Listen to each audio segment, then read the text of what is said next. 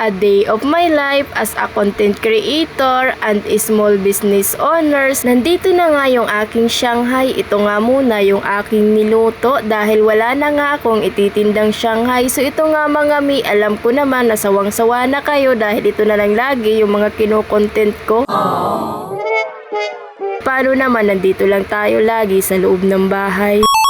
Kailangan talaga mga mi, mabilisan yung katawan mo dito. Habang nagluluto ako ng Shanghai, hinihimay ko na rin itong wrapper ko. Para pagkaluto niya, ayan, magbabalot na lang ako at okay na nga yung wrapper ko. Talagang patayo-tayo talaga yung posisyon ko dito. Kailangan talaga, yan ang sinasabi ko sa inyo, mahirap talaga kumita ng pera. So ito na nga mga mi, luto na nga dito yung Shanghai ko at hindi ko pa nga ito mababalot kaya pinahanginan ko nga muna. At ito nga mga mi yung aking gagawin dahil okay na nga yung wrapper ko at inaantay ko na nga lang din lumamig yung aking Shanghai. Ito nga lagi mga mi yung ganap ko dito sa loob ng bahay kaya kung lagi mong napapanood yung mga vlog ko, mag-business ka na rin. Ito na rin talaga yung sign para kumita ka ng pera. Huwag kayong maniniwala sa sinasabing wala kang gagawin pero kikita ka. Scam yun, maniwala ka. What?